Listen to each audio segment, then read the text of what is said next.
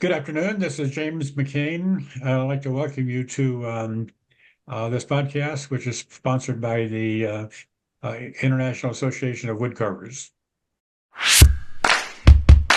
Good afternoon, everybody. Welcome to the International Association of Woodcarvers. Glad you guys are here with us today on this fine Saturday. Today, our presenter is going to be James McCain with Eagles for Veterans.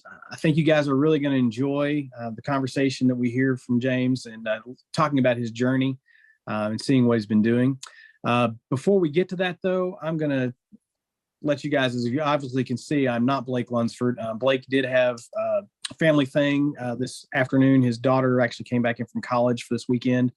And so they had some friends that wanted to do some stuff with her. So he asked if I wouldn't mind coming and hosting today, just to let him do that, and figured it's not a big deal. So Blake will be back with us next week. But I just want to let you guys know, yes, I am Dave Levy. I'm with you guys, and I'm not Blake Lunsford. That's okay. We'll have fun with it anyway.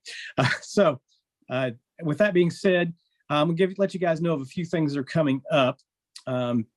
We've got our Wood Carving Academy. Our next workshop that's going to start is going to be Ryan Olson's wood carving handsome hunks and heartthrobs, and that's going to be in August. I didn't see any others announced any earlier. Dave Stetson's class started today.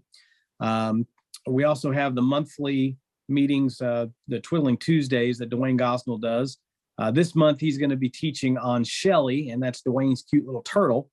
That class actually begins this coming Tuesday, March 12th. So there's still time to sign up for that if you want to be a part of that. As always, if you want to be a part of any classes, please contact the teacher and they'll give you all the information to be able to sign up for the classes and get that taken care of.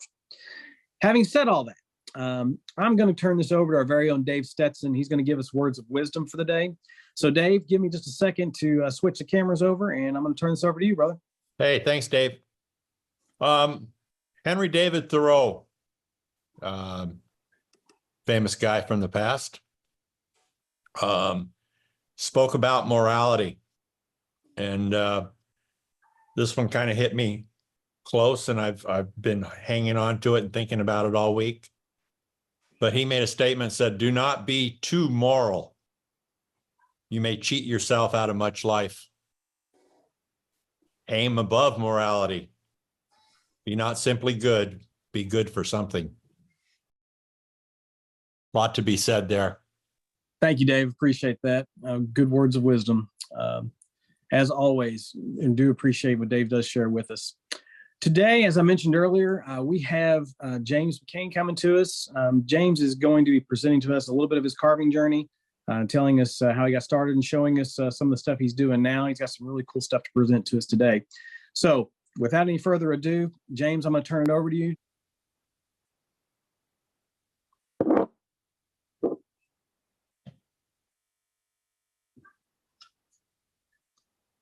There we go. We can see your screen, James. Okay. The wood carving journey that I've been on started really by accident almost, in that I didn't know any wood carvers, and nobody in my family ever carved wood. But I was working in Milwaukee and occasionally going to German restaurants in Milwaukee, and they were filled with wood carvings. And the more that I saw, the more interested I became. And so back in 1971, a very long time ago, I actually stopped and bought a small set of Japanese-made carving tools. It was 6 tools. And they were tools like the Fast Cut. They were made from bandsaw blades. And when I got home that evening, I actually got out of my car, and the inside of our garage was not finished. And so I had access to the 2x4s. And I actually took one of the tools and started cutting into a 2x4 because I was so anxious to start carving. And from there, I just started carving lots of different things, most of which I didn't keep. I did, though, keep my very first carving, which I'll show later on. And I carved until 1992, about 21 years, and really carved Bierstein type doors, which are very Milwaukee-ish. Started carving some decoys. but carved Santa Clauses, lots of different things. And then in 92, we moved to Houston, and Houston doesn't have basements for the most part because of the water level. And so I lost my workshop, and then I started traveling even more. And so I didn't pick up my carving again until 2018 when I retired. But in 15 and 16, actually 16 and 17, excuse me, I took 2 courses, one by Mary May out of Charleston. She was up in Maine giving a course, and it was a 2.5-day course. And just to see if it would inspire me again. And then I took another course from a gentleman here in Maine named Wayne Robbins that had taught how to carve a sperm whale. The sperm whale is kind of the unique New England folk art. And so both of those courses made me understand that I wanted to carve again. So when I retired in 2018, I basically started carving full-time. And for me, that full-time today is about 35 hours a week. And again, for the first couple of years, 3 years, I carved decoys, I carved whales, really a lot of different things, a couple of large Santa Clauses.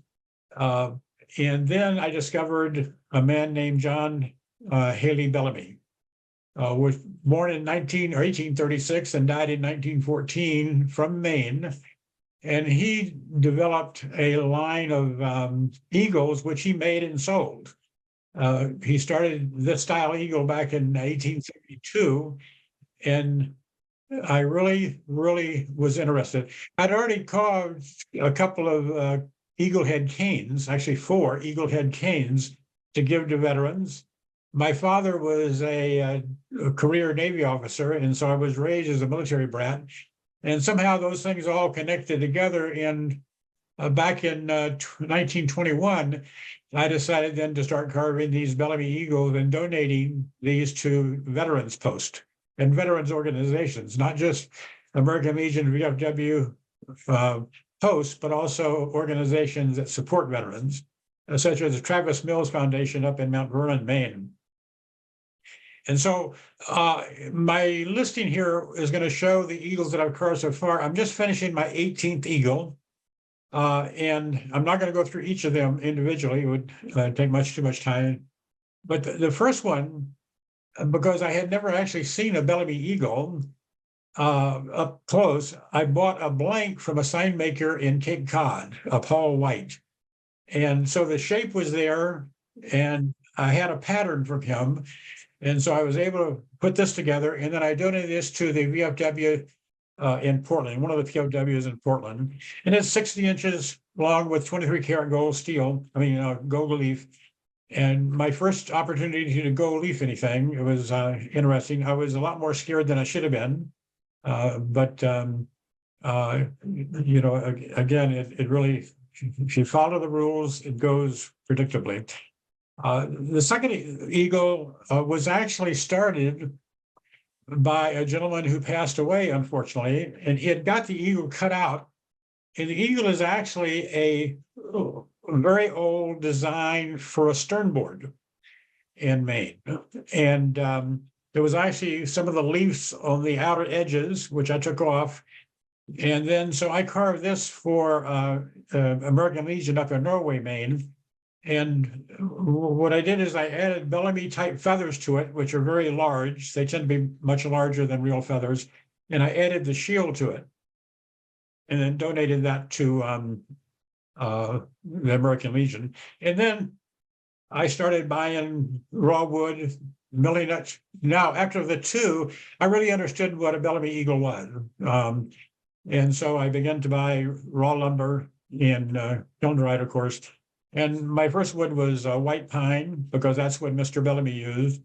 And then, I belong to a community wood shop. So I mill the wood, glue it up. I have my patterns, cut it out, as you know, and then begin the process. And the first several were horizontal eagles. This one was 64 inches. They're now at 73 inches long. The horizontal ones are typically about 2 foot by 73 inches.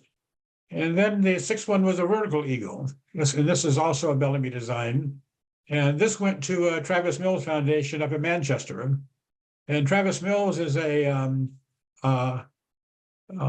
special forces guy who, in fact, lost both legs and both arms in Iraq. And he created a foundation when he got out of Walter Reed. He was at Walter Reed 18 months. And then this foundation is set up and they provide free week vacation for wounded veterans. And they're all set up to support veterans who've been grievously wounded by losing legs and arms. And they have the support system. So they bring in their families and their children, and everything, and do this for a week. And I made this one, which they auctioned off. They have an auction every year, a dinner every year, and this was auctioned off, and they got $5,000 for it. And it was probably about 32, 34 by maybe 42 or 44. And then it's more horizontals. And then again, this is the vertical eagle. Now, this is the one that I started to increase the size a little bit on. And we're going through, and again, they're very similar. In fact, just carving these eagles, as you might understand, whether it's horizontal or vertical, is absolutely the same. And then we get to my 18th one, which is just being finished. And this is 36 by 48. All of my verticals now are 36 by 48. And it's made out of basswood because it's so hard to get eastern white pine clear select. It's just almost impossible to buy big pieces of pine today here that is not free. That's all going out of state to in large quantities, and nobody wants to cut up little pieces of really great white pine. So I use basswood because you get basswood almost automatically without a great deal of knots. And I show both a picture from the front plus a picture from the back because this is going to go in a committal shelter, which is where the burial ceremony at the Veteran Cemetery is held. And the back of the eagle goes against a tinted window, which people walk past as they move into the shelter. It'll be 10.5 foot off the ground, and we should hang it next Friday, I believe. And so I went ahead and put a a feather pattern on the back, which will show through the window. And then, of course, the front of the eagle will look down upon the roof. It'll be, again, about 10.5 foot off the ground in the middle of the neck.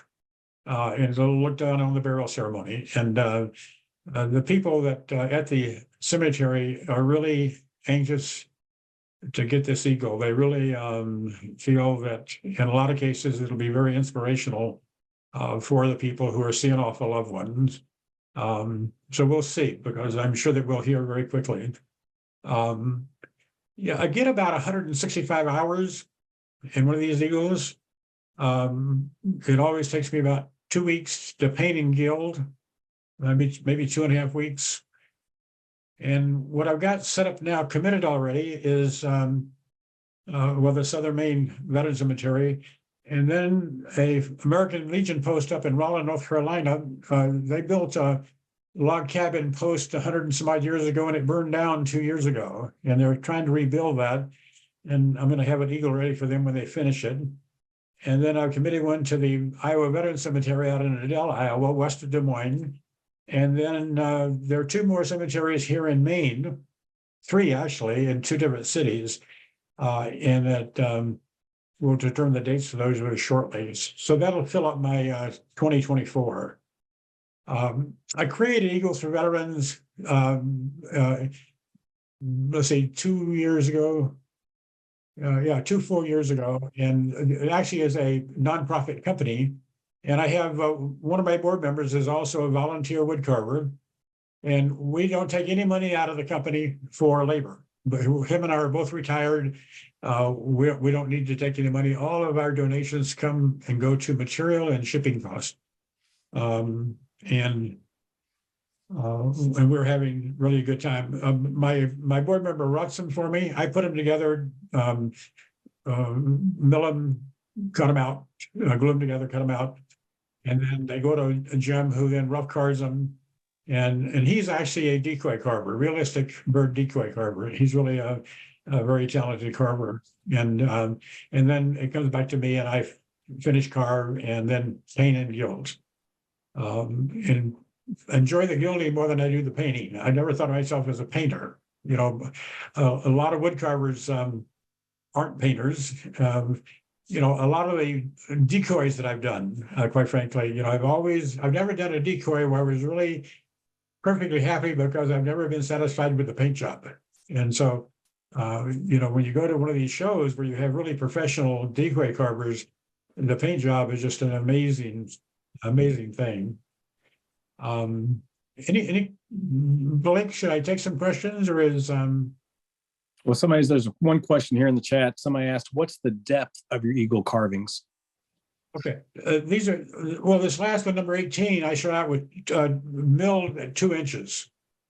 And they'll vary from 2 inches thick to a 1.5 inch thick, depending on the wood that's available to me.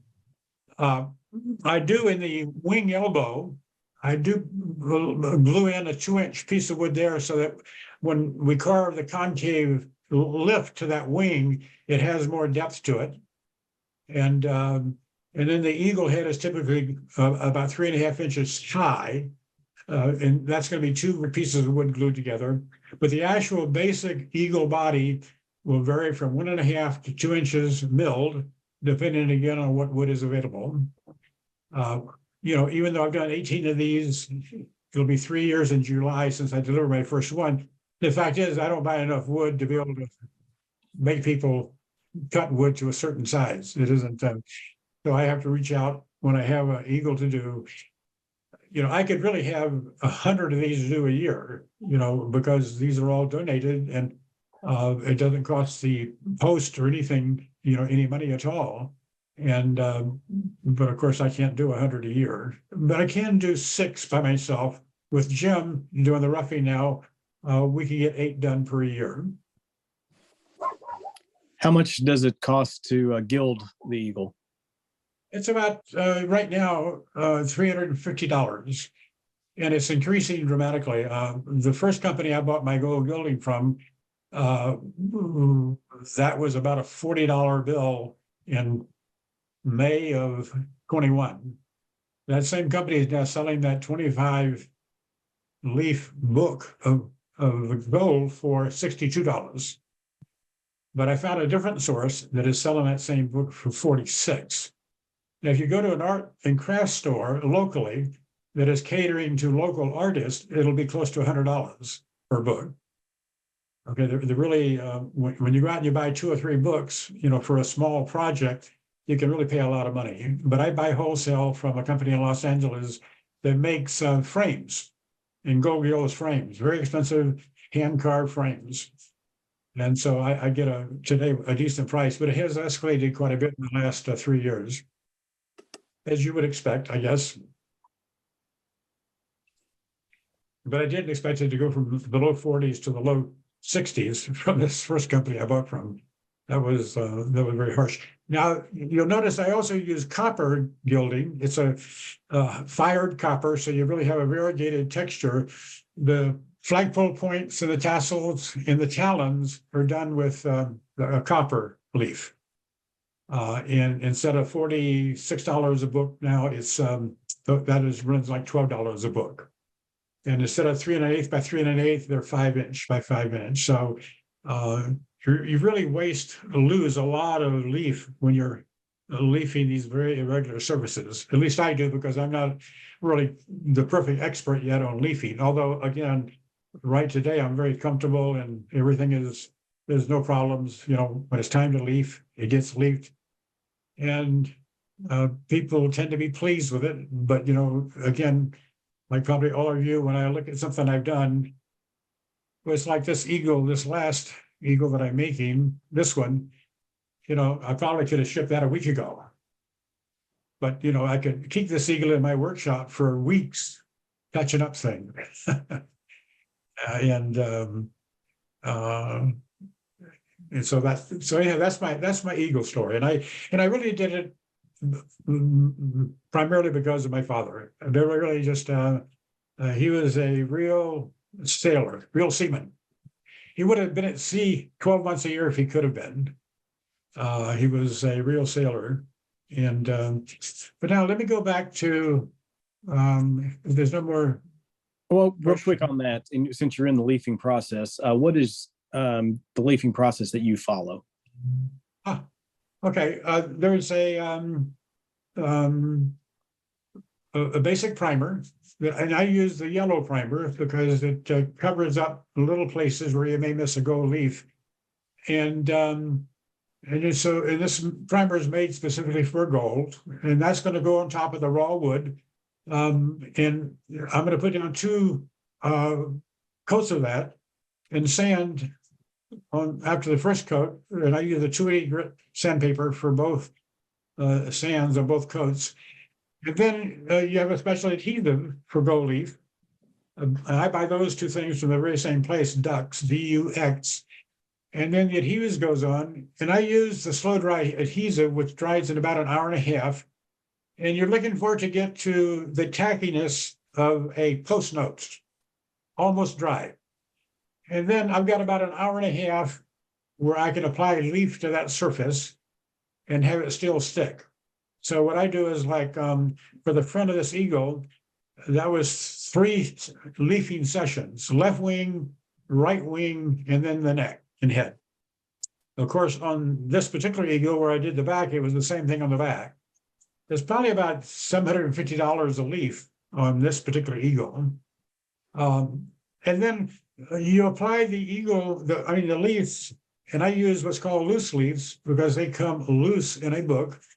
And there's a gilding brush, and you put a little petroleum jelly on your arm and get just a teeny bit of that on this brush, and then you can lay that brush on the leaf and pull the leaf right off on the eagle. And you cover the spot that you put adhesive on, and then there is a larger brush, softer brush, like a cosmetics brush, actually, that a woman might buy. And then you dapple that around to make sure that everything is adhering, and then you start to brush and polish. And you create the shine as you brush it and polish it. And the leaves are so thin that you can't have any air movement at all. You can't hardly breathe. Everything gets shut off. Heaters get shut off here. Humidifier gets shut off. The filtration gets shut off. Because as you lay that leaf down, if you breathe on that leaf, it may float. To put in perspective, we all know what a ½ inch is. We all know what a quarter inch is. We all know what an eighth an inch is, 16th, 32nd, 64th. But I use a double weight leaf, and there's about 250,000 of those in an inch. That's how thin that is. Okay, in the single weight is actually thinner than that. It's really an amazing process, but it's very durable. That leaf will live outside as long as you don't have it in a place where it's going to see a lot of blown clutter, debris, because the debris obviously would chip away at the gold leaf. But you can take this, and it's good in the outside. This gold leaf, 23 karat gold leaf, is probably good for 30 years before you have to go out and touch it up, as long as, again, it's not in the way of wind-driven debris that's going to chip away at the gold. I just looked at an old eagle in Freeport, just north of us, a couple of months ago that a gentleman carved many years ago, and it's been up almost 20 years, and it's just beautiful, just really beautiful still. It's a wonderful material. It really shows. I begin to use this a little bit on I've done a couple of Santa Clauses in the last couple of years for grandchildren, and I put just a little touch. One had a lantern on it, and so I had the lantern glass with gold leaf, so it had that little shine to it. And then on another one, I did the inner cloak with gold leaf, and of course they thought that was nice. We're always trying to please granddaughters, right? Okay, so let me go over here.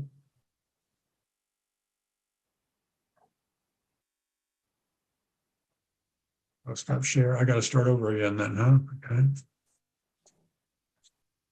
Okay.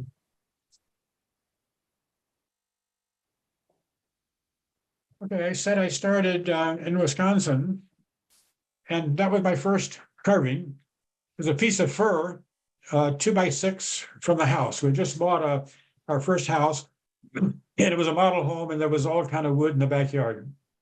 which all of it got thrown away because fir is a miserable carving wood. At least to me it was. That was my first one. It is a tulip because my wife is a professional gardener almost. She was raised on a farm in Illinois, doesn't farm anymore, but grows flowers like nobody. And again, once I got this carved, I did a series of things that were really no more complicated than this until I began to get comfortable and confident that I knew how to sharpen, number one. But I was forced into the sharpening because I started my work life as a machinist. And when I started to work as a machinist, you had to regrind some of your tools. I was at Jack Case, it was piecework, and the more you made, the more you got paid. And so the guys who really made the most money were ones who could sharpen some of their own tools so they didn't have to wait in the tool room. So I actually could sharpen carbide cutting tools when I bought my first carving tool. So the idea of sharpening a tool was not totally foreign to me. And so I did not have the problem that a lot of carvers have starting out, which is the sharpening of the tools. That was very, very natural. I started in 71 in Milwaukee, got moved down to Chicago in 73, and I began to stop at antique stores because we lived in Westfield to the west side, and real close to us, between us and Chicago, was a very high-end suburb, and they had lots of antique stores, and you could find all kinds of architectural carvings at these antique stores. And I stopped in one, and the owner came over thinking he was going to make a sale. I was looking at something that was very much like a Grinnell Gibbons, which is a floral arrangement. It even had a small bee on a wing, a bee on a leaf. And we wound up talking, and I told him immediately I wasn't a customer, and then that I was a woodcarver, budding woodcarver. And then he had a need. He was redecorating an apartment down on Lakeshore Drive in Chicago. He had 6 of these pieces to do. They were pine. This is mahogany because he asked me for a sample. The only wood I had was a piece of mahogany. So I made him a sample. And then I made 6 of these out of pine for him. And then I made him a pair of valances, 12 foot long, and they were shaped on the bottom, 2 foot wide. Okay, so you got a Honduras mahogany, 2 foot wide, 12 foot long. Now you could buy those in the Midwest in those days because that wood was a favorite wood for molds, for cast iron, tooling to be used to make cast iron parts. And so there was a tremendous amount of that kind of wood around. And he gold gilded the floral parts. And then he asked me if I would be interested in working for him and 20 other people that redo old places in Chicago. And would we, because their woodcarver they used was from actually Austria, and he retired. And at the time I had 5 children and I had great insurance, health insurance, and I couldn't leave. But I really, in my mind, had regretted not becoming a professional woodcarver back in 1974, probably. In Milwaukee, if you go, there's several bars in Milwaukee that have Bierstein doors. As you walk into the bar, there are swinging doors. This is one I did out of cherry, an eagle on the front. This is the presidential seal. This was done in about 1981. It's 30 by 30 pine, but you'll notice it's got the GE logo instead of the shield, and it's got Generalis instead of E Pluribus Unum. Generalis is Latin for the general, and that's what old-time GE people call General Electric, the general. And so I had this on the wall in my office there, and after about 6 months, I had to take it down because I kept getting senior people coming through that wanted me to make them one. And I was working like 60 hours a week with this facility, and I had no time to make a bunch of other people wood carvings. I just didn't have it. So, and I gave this to my brother-in-law, who was a career GE guy. Okay, this is my first white-fronted goose, my first actually decoy, and as you can tell, it's very square. But I have it right up here. I always loved it because it was my first. Canada goose I did probably in '84. This is lindenwood, basswood, a floral arrangement, butternut floral arrangement. I did this probably in '80. Okay, Santa Claus, red cedar, 32 inches tall, 6x6, 6x6 post, red cedar, and then as Santa, my first one. This is Father Christmas, 4 foot tall, 8x8, red cedar. We call him Father Christmas because he keeps the list of everybody in the family. And then I gave it up for 24 years, 25 years. And not that I really wanted to, but it was just that life didn't have time for it. And I didn't have a shop. Oh, miniature carousels for granddaughters.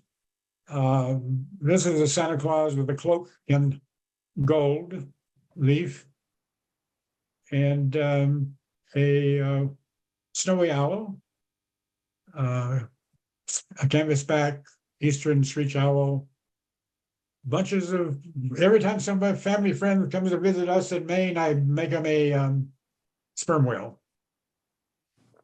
And then this is an interesting, the sperm whales had an ancestor called the Leviathan Melville. Melville after the man who wrote Moby Dick.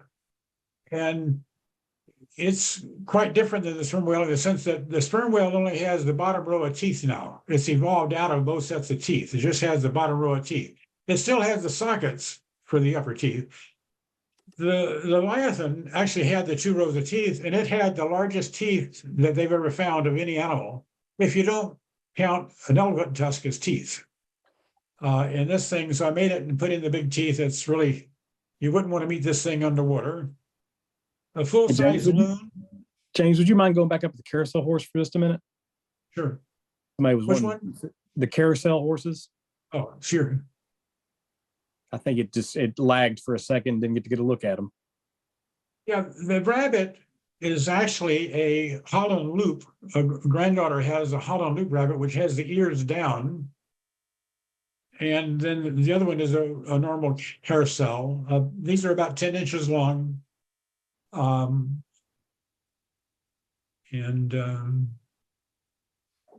Yeah, I could work full time on doing carousel animals. Also Santa Clauses, could work full time on doing Santa Clauses. But I can't work full time on eagles and full time on Santa Clauses. Loon, for my son, didn't want it painted, so it's just feathers burned in. And that's pretty much where I'm at. I'm, again, full-time making eagles for veterans. And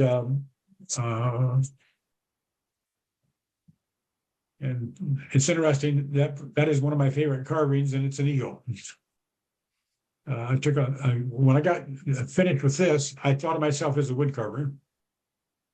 And I enjoyed doing this carving. I shouldn't have surprised me that I got interested in John Bellamy's eagles. I know that was kind of fast, but that's my story. James, that's really good. Does anybody have any questions for James? You can unmute and go ahead and ask him, or if you want to, you can type in the chat and we'll ask him for you. But hey, James, could you go down to that butternut floral arrangement? I'm sorry? The butternut floral arrangement. Can you show yeah, that sure. one more time? Yes. That's just spectacular. Thank you. That's class. That is class. I appreciate that. This actually is, I got a book on Grendel Gibbons, who's a famous English, although I think he's from the Netherlands, woodcarver. And if he did this, he would have put a bumblebee on one of those leaves. Now it would be attached. I don't think he carved the bumblebee integral with the leaf, but he would have a bumblebee here on one of those rose petals. Yeah,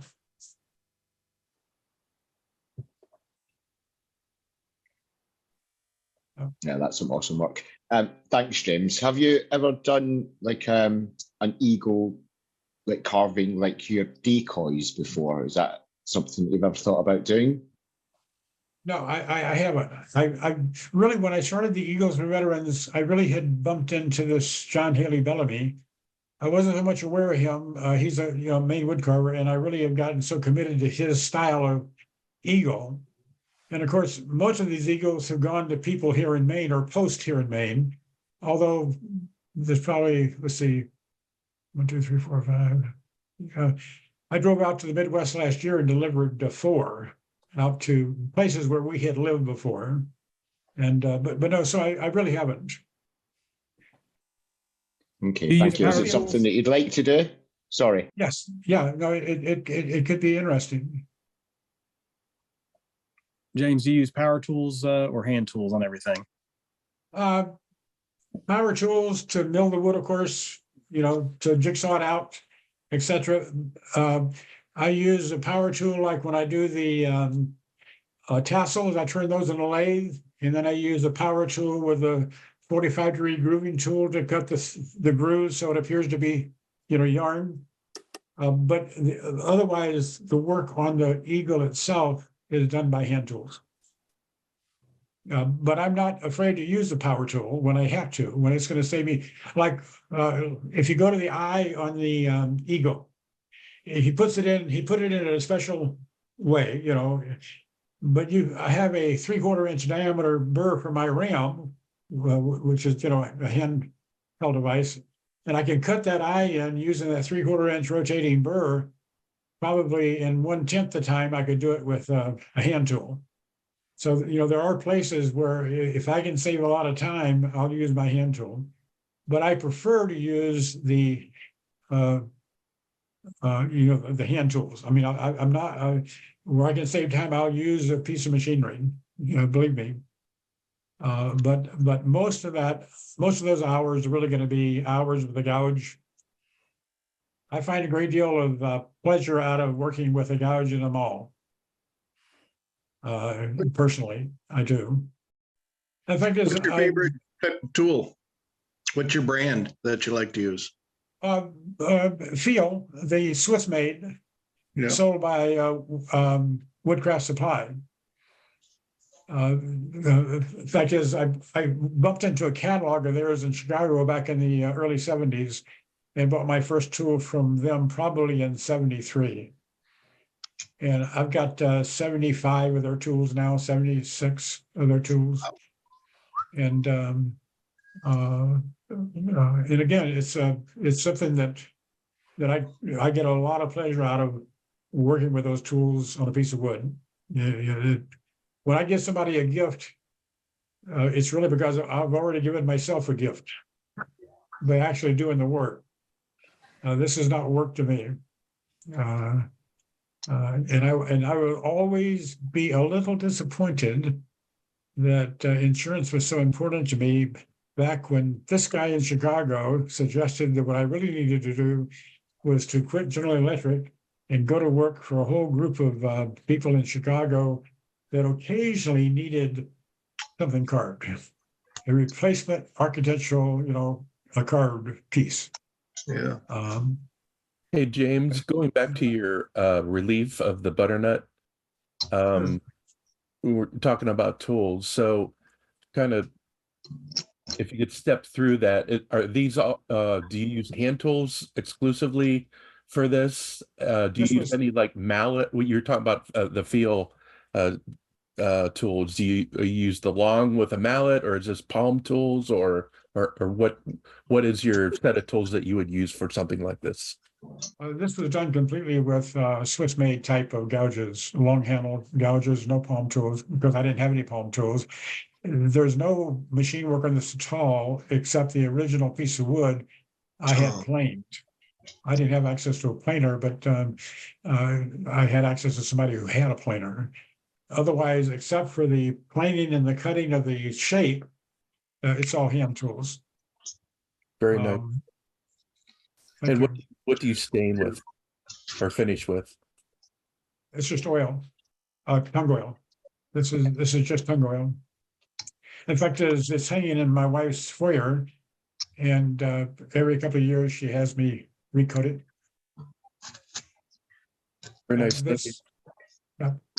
This is a little different. It's done from basswood, which, because of the fine grain, you really have a totally different look than the basswood. Mm-hmm. When I bought this basswood, it was in Iowa, and the guy that sold it to me called it poor man's walnut, because when you carve it and you put a stain on it, if you stain it, this is not stained. You can make it look exactly like walnut because it has the same grain as walnut. Beautiful. Thank you. I was prompted to do the white-fronted goose. I was living in Marshalltown, Iowa, and they had a show out in Des Moines, and the newspaper had a write-up on it. I wasn't aware of the show, and they gave the name of the guy who won the best carver for decoys. And so in those days, you could call the phone directory, and get the phone number for somebody. You could just call and give them the name, right? Back in the old days. And so I got the name of the guy out of the newspaper, got his phone number and called him. And he was kind enough to allow me to come by his farm where he was at. And he showed me what he did. But what was interesting is he had a workbench, which was either in his barn or outside during good weather. And he would set a cage with the bird he was going to carve up on the table. Or in some cases, he would have it walking on his table with a leash. And so then he would have the bird he was carving right in close proximity to him as he carved the bird. And he said it did make a lot of difference when he was rough carving, but as he got into finishing, it made every difference in the world because he actually had, a walking, quacking example of what he wanted to make. What's the size of your floral? Yeah, that one there, the butternut Right one there. Yeah, that's 18 by 24. How thick was it originally? 2 inches. Thank you. May I ask how long it took you to carve that, James, please? I'm sorry? How long did it take you to carve that butternut carving? And I don't remember. Yeah, I don't remember. A long time. Yeah, but I bet that was probably a 50-hour project. Again, because this is the first one of these that I did, and it was all done with hand tools. It could have been more than 50 hours, but it's something that my wife has always enjoyed, and it was really a applause for her gardening. Your wife's got a keen eye. She's very lucky lady to have that. That's fantastic work, James. Thank you for sharing. Thank you. Does anyone have any other questions for James today?